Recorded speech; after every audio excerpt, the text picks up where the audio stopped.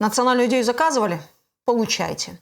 Крымские татары – нация, которая хочет сохраниться, которая хочет существовать и сегодня, и завтра, и в будущем. Многие увлекаются вот этой картинкой своего желаемого будущего, как мы там всем нос утрем. И это точно является сигналом для тех, кто претендует на некие социальные роли в нашем обществе.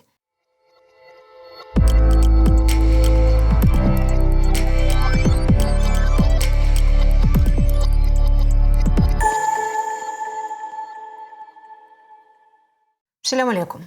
Национальную идею заказывали?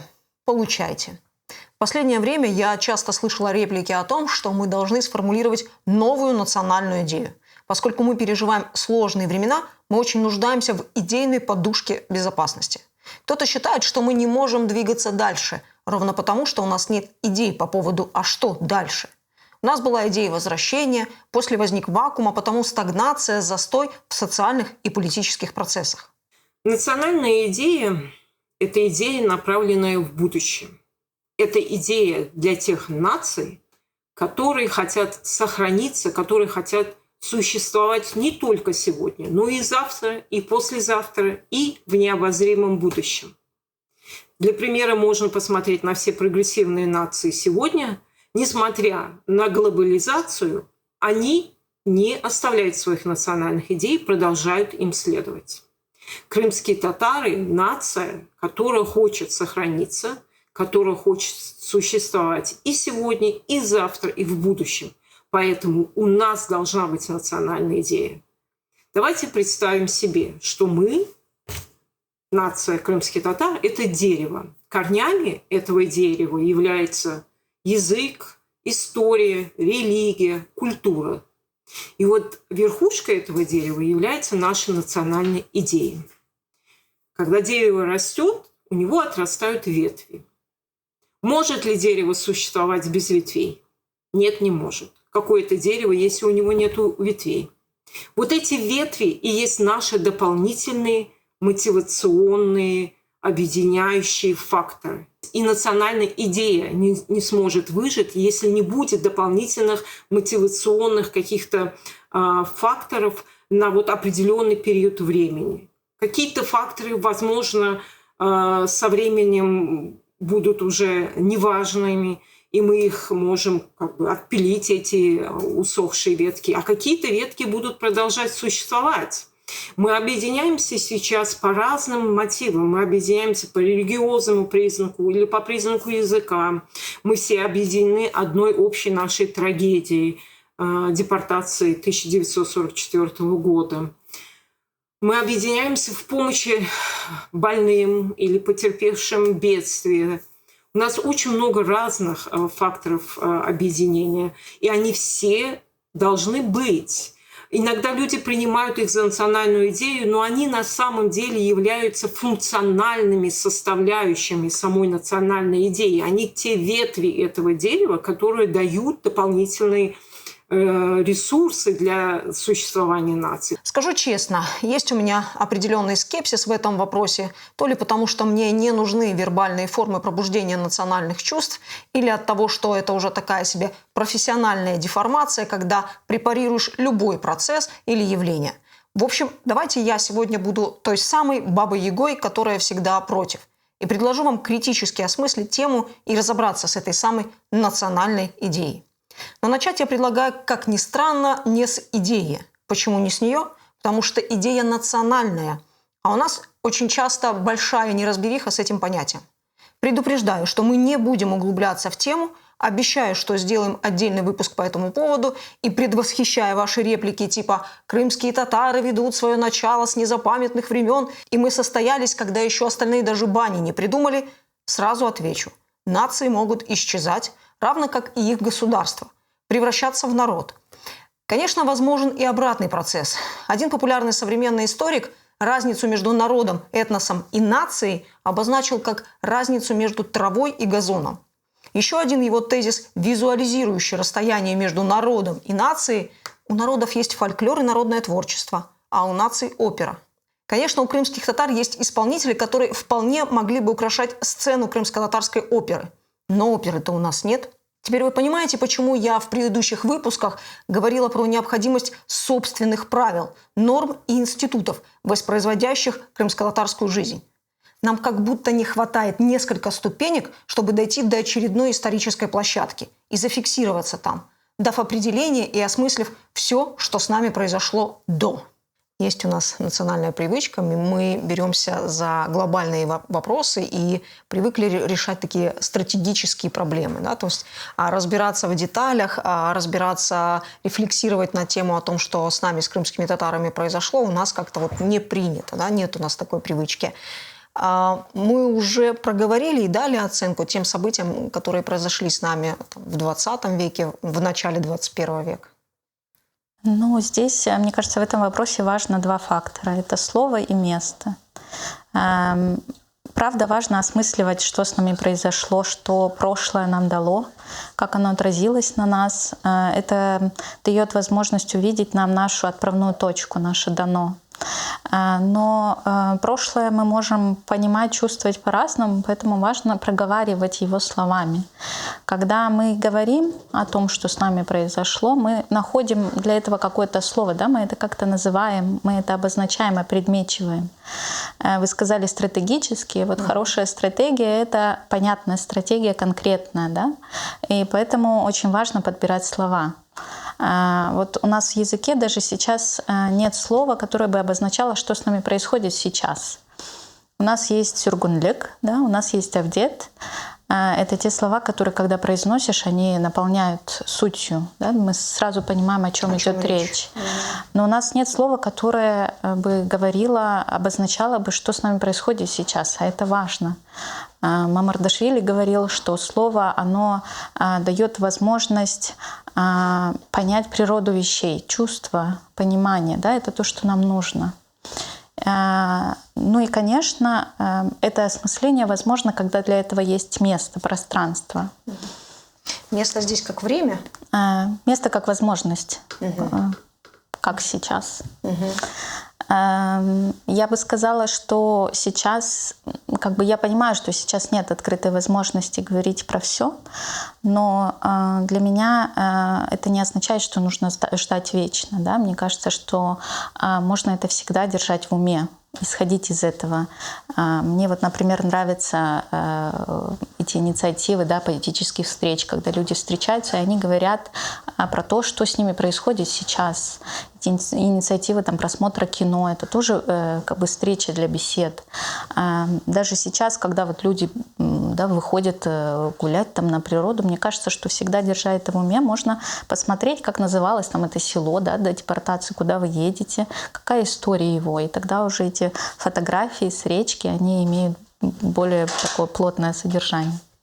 Конечно, мы, как любое другое общество, в своем мировосприятии опираемся на определенные исторические события, которые на расстоянии уже прошедших лет нам кажутся не только важными, но и базовыми в наших представлениях о будущем. Но вот когда политические проекты прошлого, не сумевшие реализоваться целиком или проигравшие времени, становятся институциональной калькой со статусом «умют», то здесь точно нужно останавливаться и переосмысливать эти идеи, полные надежд. Сусанна Ханым нам предлагает свое представление о национальной идее с учетом сегодняшнего контекста в том числе. Национальная идея крымских татар была сформулирована еще более чем 100 лет назад первым муфтием Крыма Наманом Челебиджиханом. И все это время она сопровождает нас из поколения в поколение. Я бы ее сформулировала таким образом, что наша национальная идея – это восстановление нашего национального государства и развитие нашего народа в рамках этого государства демократическим путем. Я вижу 4 особенности нашей национальной идеи на сегодняшний день. Первая национальная особенность – это в том, что мы имеем положительный исторический опыт государственности. Именно поэтому мы восстанавливаем государственность, а не создаем новую.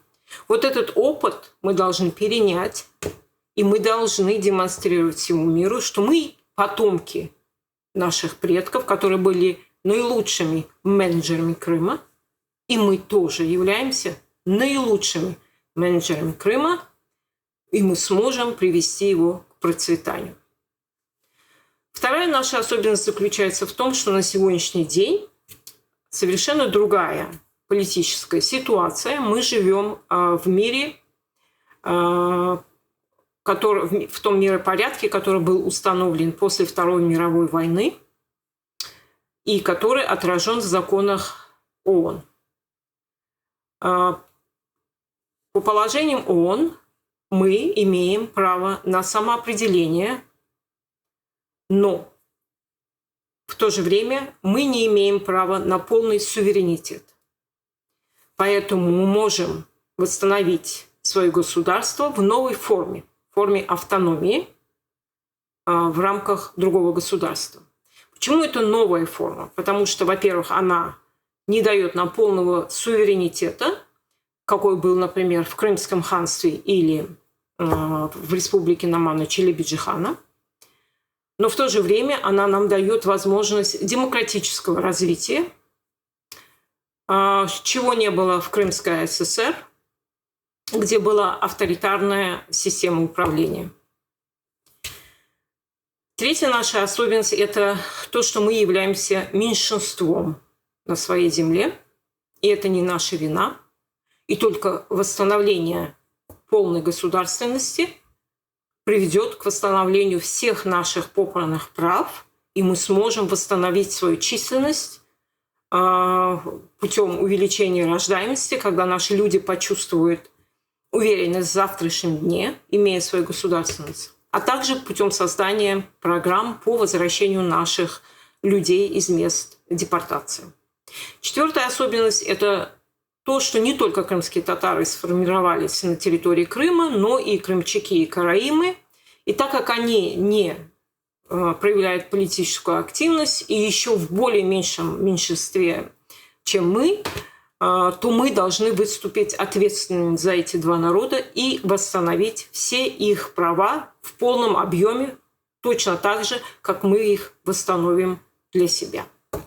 Я уже как-то говорила, что провозглашение Крымской Народной Республики в 1917 году и попытки реализовать этот проект были своеобразным мостом, который стал транзитом наших социально-политических амбиций, а также событием, благодаря которому в Крым вернулась часть интеллектуальной элиты. Элита, которая упаковывала национальные чувства в современные политические формы. Это путь от утопии и размышлений Гаспринского к прогрессивному проекту Конституции и демократической форме правления. Мне кажется, что первые десятилетия XX века для нас все-таки больше интересны как социально-философская база, как культурно-исторический фундамент, потому что это были последние тексты, в которых практически не было ни цензуры, ни самоцензуры. Дальше под запретом был Крым и наше право на него. Да, я вижу два больших периода, когда национальная идея четко прочитывалась в нашей истории. Это времена Гаспринского и Намана Челебиджихана. Если мы посмотрим, то Гаспринский не выдвигал идею восстановления крымско-татарского государства, но он выдвигал как первый шаг идею просвещения. Через просвещение он пытался поднять людей до нового уровня, когда они будут мыслить более такими государственными масштабами. И он добился своих целей.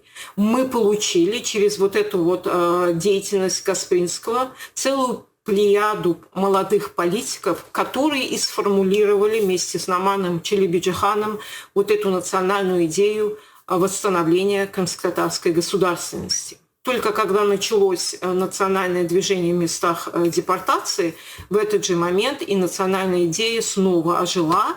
И весь этот период, когда действовало национальное движение крымских татар, национальная идея ярко была проявлена. И она точно так же, как приблизительно во времена Гаспринского, как бы в тот момент была разделена на два больших этапа. Первый этап – это возвращение, и второй этап – это восстановление всех наших прав, включая право на государство. Вообще, начало XX века – это период романтизма и идеализма, и многое сначала выглядело как мечта. Учитывая все последующие события и их последствия для нас, многое из того, что у нас обсуждалось, было мечтообразным. Поэтому, мне кажется, есть определенная неразбериха с понятиями идея, мечта, цель. Если я предложу вам такой смысловой ряд: идея, мечта, цель, как бы вы его охарактеризовали? Это одинаковые понятия по содержанию и по затрачиваемому ресурсу? Или в них есть разница? Ваш вопрос уже немного содержит ответ. Да? Я понимаю, к чему вы ведете. Для того, чтобы показать, да, какую-то последовательность, логику в этом, можно, я бы назвала, как бы простые вопросы, да, что мы хотим и как к этому прийти. И это такие тоже вопросы стратегические. И в стратегии всегда есть миссия и визия. Да, миссия — это такая глобальная цель существования, смысл, для чего мы есть вообще. Визия — это то, как это выглядит, картинка, да, этой миссии. Из миссии и визии понятно, что мы хотим. Да, когда мы начнем как бы понимать свою миссию, мы поймем, чего мы хотим. Но я бы здесь остановилась, потому что мне кажется, что в этом месте у нас пробел и такие... Я часто встречаю такие неразрешимые споры, потому что мне кажется, что многие увлекаются вот этой картинкой своего желаемого будущего, как мы там всем нос утрем, и забывают оглянуться и посмотреть, все ли шаги мы прошли правильно. И возвращаясь к первому, мне кажется, что мы даже первый шаг не прошли как бы полностью, да, массово все. А первый шаг — это кто мы. Мы не знаем, кто мы массово. То есть как бы ни казался этот вопрос простой или глупый, но я замечаю, что не все люди у нас понимают, почему именно мы коренной народ. Да? Не все могут это объяснить. Не все люди знают, что у нас язык в списке исчезающих языков в ЮНЕСКО. И наше физическое присутствие или увеличение нашей численности никак на это не влияет. Да? И не решает. И о какой визии, да, мы будем говорить? Допустим, окей, мы эти вопросы решим. Да? Мне кажется, что как бы этот этап можно пройти довольно просто и быстро, чтобы восполнить этот пробел. И тогда следующий шаг — какие мы? Да, это уже вопрос национальной идентичности. Мы не знаем, какие мы. Останемся ли мы собой, когда уйдет последнее поколение, которое говорит только на родном языке? Что для нас Крым, что это место? Да, или можно быть крымско-татарином везде, или зачем мы вообще тогда тут живем? Как бы нам очень нужны ответы на эти вопросы, и нам нужен сам процесс поиска ответов на эти вопросы. Мне кажется, что вот этот путь, он как раз поможет понять, куда мы идем. Это, знаете, нам нужна такая вот нам нужны такие люди и само время, такая эпоха просвещения, когда люди копаются в своей истории, с любопытством познают себя, чтобы понять, что было с нами в прошлом, как оно отразилось на нас и что с нами происходит сейчас. Тогда, мне кажется, когда мы вот эти шаги пройдем последовательно, не увлекаясь как бы тем отдельными эпизодами, то это как в компьютерной игре, когда вы проходите важный уровень, у вас начинают открываться там 3 следующих, да, куда вы можете пройти. Как-то так. Как возможность. Да, как возможность. Есть такое явление, которое в социальных науках принято называть сплочение вокруг флага. В оригинале «rally round the flag». Это объединение общества в кризисный для него момент. Обычно объединение происходит вокруг государства. Такая себе солидаризация и мобилизация. К нашему случаю определение, конечно, притянуто за уши. По большому счету нам нет вокруг чего объединяться. Но по своему эффекту это явление очень напоминает все то, что мы уже переживали в своей истории. А что мы переживали?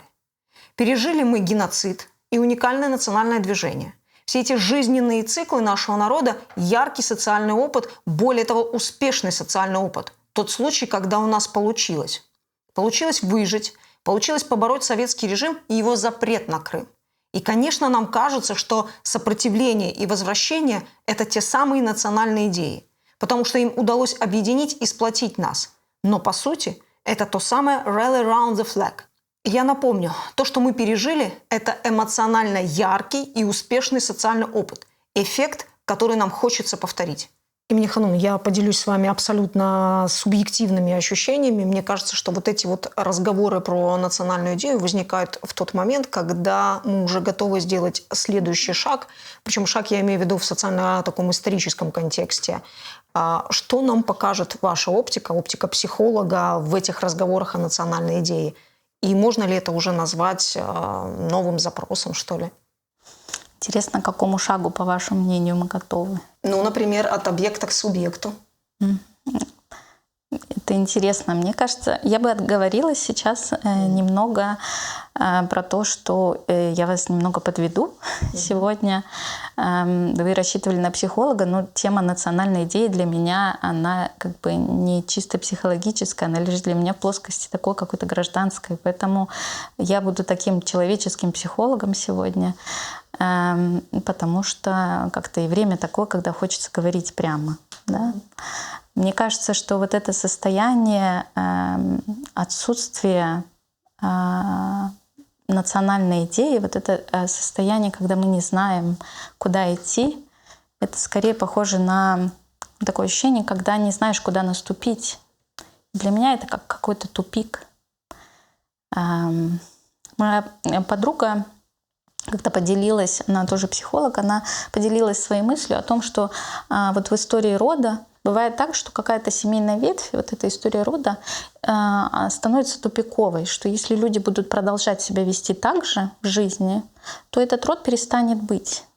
И поэтому в этой семье могут рождаться творческие люди в этот момент, в этот период, там, мыслители, философы, художники, психологи. То есть это те люди, которые могут осмыслить этот путь своей семьи и понять, что они хотят по-другому. И вот мне кажется, что многие люди сейчас интуитивно понимают, что если мы будем продолжать идти так, как мы идем, то мы придем совсем не в ту точку, в которую нам хотелось бы. Нам нужен позитивный сбой системы. Нам нужно вообще остановиться и понять, какой дорогой мы идем. Потому что я стараюсь часто говорить про то, что важно не то, что мы декларируем, да, как правильно жить, а то, как мы на самом деле живем каждый день. Для наших детей важно не то, как мы учим их жить. Они считывают наше поведение, да, в повседневной жизни. И вот когда я об этом думаю, я вспоминаю фразы, да, из старшего поколения, да, которые можно услышать из уст старшего поколения, там, «Балам, ватанда яша, ватандан кетми, ватан какайт». Но я вспоминаю, что из этих же уст я часто очень слышала фразы по типу «Ано гульзарнан хазы блесн Германия, да яшайвай, машалла». Да, и вот как бы вот эти фразы, они всегда показывали, что ватандан яхшишей бар все-таки. И я понимаю, что как бы нам ни старались как бы говорить правильно, косвенно, мы всегда ощущали, что нам нужно жить хорошо. Вот это поколение, которое в 90-х пережило большие лишения, оно все-таки нам говорило, нужно, чтобы вы жили хорошо, чтобы вы этого не увидели. Да?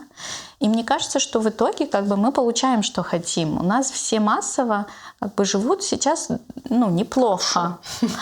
Но только как бы есть очень маленький процент людей, которые готовы сделать что-то больше, чем для себя, чем для своей семьи, чем для своего благосостояния, благополучия, да, чем дальше, чем свой забор. Вы помните, я в самом начале говорила, что нам как будто не хватает несколько ступенек, чтобы осмыслить и завершить крымско-татарскую формулу. Мы вроде готовы к солидаризации, но не всегда разделяем задачи. И как однажды у нас на Меркезе удачно сказал Шевкет Бей Кишфединов, мы объединяемся у самого края. Вероятно, идентичность своими канатами может наполнить содержанием нашей мечты, зафиксировав, где крымско-татарские мечты отличаются от других. Я не вижу оснований для изменения национальной идеи. Почему? Потому что та национальная идея, которая у нас есть, которая была завещана нам Номаном Челебиджиханом, ведет наш народ к процветанию, ведет наш народ к сохранению, убережет наш народ от ассимиляции и растворения в этом вихре глобализации. Это наши люди по своей природе потому что у нас такие гены, наш менталитет уже показывает, что мы хорошие государственники, лучшие менеджеры для Крыма. Почему? Потому что мы хорошие хозяева. Посмотрите на любую крымско-татарскую семью. Мы бережливые, мы трудолюбивые. Вот такое отношение к жизни, да, разве оно не характеризует наш народ как такой вот народ, который будет заботиться о своей земле, если он станет во главе ее? Мы настоящие хозяева Крыма. И наши люди должны чувствовать это. Мы должны воспитывать в них государственников. И эта работа ведется нашими историками и нашими активистами, которые восстанавливают нашу историю. Я вижу прекрасные видео в YouTube, которые объясняют нашим людям очень много нюансов и тонкостей того, как работало наше государство. Да? Прекрасные работы от Crimean Tatars, которые просвещают наших людей, от проекта Джанле. Это все работает. Вот это все есть те ветки, которые помогают нашей нации формироваться, развиваться и стремиться к своей основной идее. Другой аспект, который мы должны тоже, конечно, над которым мы должны работать, это вот этот вот положительный образ, наш положительный образ в глазах других народов. Они должны не видеть в нас врагов, они не должны видеть в восстановлении наших прав какой-то ущерб для себя. Мы должны объяснить им, что мы не собираемся ни у кого ничего отбирать или ущемлять кого-то. Восстановление справедливости для нашего народа приведет к процветанию каждого народа, который живет в Крыму. Вот это вот мы должны доносить. Мы должны доносить также наше четкое понимание международного права на самоопределение, чтобы никто не видел в нас каких-то раскольников или сепаратистов. Нет, мы народ-созидатель, мы хозяева Крыма, мы лучшие менеджеры Крыма. В этих словах Сусанны Ханум меня зацепил тезис про то, что мы лучшие менеджеры Крыма. И правда, мы ведь научились справляться с вызовами, мы точно чувствуем, что для этой земли добро, а что зло.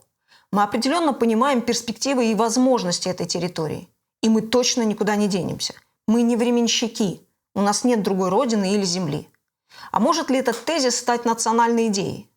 Размышляя над тем, что есть национальная идея, я поняла, что вас как магнитом тянет к успешным страницам истории. Но если разбирать то, что у нас принято называть периодом идей, то за каждым абзацем крымско-татарской главы стоит опыт. Опыт, который накоплен неудачами и удачами ни одного поколения. Вспомните, как начиналось национальное движение. Петиции наших коммунистов-ветеранов с оправданиями и клятвой верности советскому режиму сложно назвать массовым мероприятием, а уж успешным тем более нет. Получаться у нас стало тогда, когда мы вспомнили, что мы не просто советские граждане, подвергшиеся несправедливому наказанию, а когда из архивов и памяти стариков по крупице восстановили свою историю. Когда мы громко стали заявлять о себе, не давая стереть крымских татар с лица земли. Свои результаты национальное движение принесло тогда, когда мы снова заговорили о свободе, которая была писанным правилом в нашем обществе. Выстраивать внутренние связи, те самые инициативные группы – все это опыт, переданный нам по наследству от прежних поколений. У нас принято считать, что возвращение 80-х – тот самый подъем и та самая национальная идея, которая смогла мобилизовать огромное количество людей. И опять же скажу, что это не совсем так, поскольку до этого были первые поселенцы. В 60-е и 70-е это возвращение не было массовым. Почему эта идея не увлекла тогда и сработала 15-20 годами позже? Потому что на веку этого поколения не было опыта возвращения и противостояния тоталитарной системы. К чему я веду? К тому, что любая успешная идея рождается из опыта и еще одной важной составляющей – ценностей. Эмине Ханум, у меня есть определенный скепсис по поводу объединяющей силы национальных идей. Во-первых, потому что любая идея – это такая краткосрочная мобилизация. Во-вторых, жизнь идеи может уйти вообще в совершенно неконтролируемое какое-то плавание и привести к самым неожиданным последствиям, скажем так. Да? Мне кажется, что нужны более глубокие и весомые основания для объединения и формулировки перспектив. Что вы думаете по этому поводу? Можно это назвать разными словами. Там, мечта, цель, ориентир. Но важно, что какая суть этих слов, да, это объединение. И людей на самом деле объединяют ценности. А ценности формируются через опыт жизни, через проживание чего-то. Знаете, вы можете очень долго рассказывать человеку про то, что наш язык — это двери в тюркский мир, как бы рассказывать про угузскую группу языков, про кыпчакскую группу. Но если для него язык не ценность, он может в итоге сказать: зачем мне его учить, я его не использую. Да? И я проговорю обратную сторону. Да? Если для человека язык — это ценность, то для него его не нужно делать престижным. Он будет на нем говорить или его учить, потому что он его родной, и все, и точка. То есть в его жизни происходили какие-то события, он пережил как-то опыт свой, прочувствовал свою жизнь, опыт так, что для него язык стал важным, да, ценным. И вот давайте сейчас подумаем, где наши дети могут прожить такой опыт, прочувствовать, чтобы они ощутили наш язык ценным. Где? Как бы нигде. Очень мало где. Нет таких мест? Нет таких обстоятельств? Я вижу, что их очень мало. Мне кажется, если мы хотим, чтобы наша действительность отошла от материального насыщения, накопления, а пришла к более ценностным вещам, то нам нужно создавать больше таких мест, больше таких возможностей, чтобы люди проживали эти ценностные вещи, те ценности, про которые мы говорим, да, как правильные. Мы не даем возможности их прожить.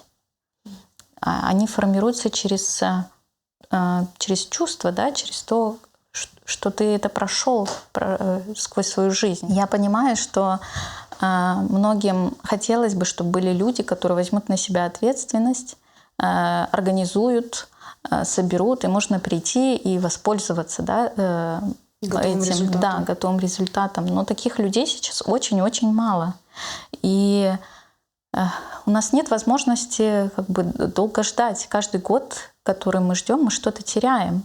У нас сейчас растут дети, у которых есть только наши имена. Поэтому нам нужно действовать, нам очень нужна открытость между собой.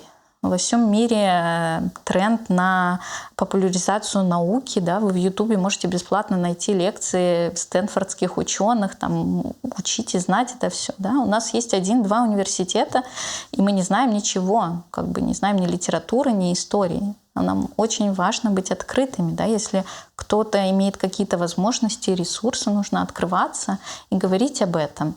Вот я помню, как для Арханум Якубова она говорила, что все, что касается моего народа, я буду поддерживать. Да?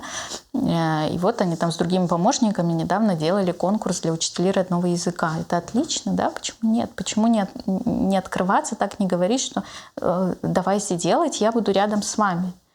Нам очень нужна такая открытость. Мне кажется, я себе представляю, да, это просто семья, которая родители не знают языка, они может, ничего особенного не знают, но они могут поддерживать тех, кто это делает. Да, они могут вкладываться, купить эту книжку, купить это пособие, пойти на это мероприятие, пойти на это занятие, вкладываться. Тем самым вы своим примером будете показывать детям, что это важно, что это для вашей семьи это важно. Да? То, что вы будете вместо какой-то игрушки, следующей кофточки или еще чего-то потратите свои ресурсы семьи, потому что это важно для вас, покажет ребенку, что в этом есть какая-то ценность, раз вы от себя это отрываете как-то. Ну а дальше ақан сувы yolunu taparбыз дейді елдер. Идеи бывают не всегда работающими, а мечты меняются со временем. И единственным канатом, за которым мы держимся, как показало время, являются ценности. Наше будущее зависит в большей степени не от словесных формулировок или лозунгов. Оно напрямую связано с тем, что мы исповедуем. как выстраиваем отношения внутри нашего общества, кому доверяем и насколько. Только от этих параметров зависит наш транзит от народа к нации. В нашей политической копилке уже был опыт, когда мы несли ответственность за Крым. Мы были политической нацией.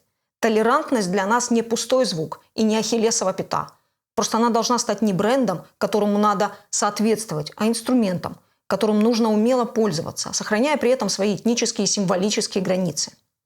Конструкт крымско-татарской нации был надломлен в 1783-м. Череда исторических бед измельчила нас по качеству и количеству, и наши цивилизационные наработки были сведены до этнических рефлексов. Резюмируя этот долгий словесный пассаж, хочу зафиксировать главную мысль. Когда вы говорите про необходимость новой национальной идеи, вы точно ностальгируете по пережитому эмоциональному опыту, давшему вам перспективу и план действий на ближайшие годы. Поэтому вам нужна не идея, а программа развития, если уж говорить сухим и не эмоциональным языком. Правда, это звучит не так увлекательно и романтико-патриотично. Ну и, как обычно, я обращаю внимание на то, когда и при каких обстоятельствах возникают те или иные дискуссии. Так вот, дискуссии о новой национальной идее каждый раз у нас случаются в период исторических трансформаций. А если мы так тонко чувствуем историческое время, значит, мы уже на другом уровне социальных требований и запросов. И это точно является сигналом для тех, кто претендует на некие социальные роли в нашем обществе. Если вы не угадаете, не проанализируете и не дадите точных ответов на эти запросы, вас определенно выкинет на крымско-татарскую социально-политическую обочину.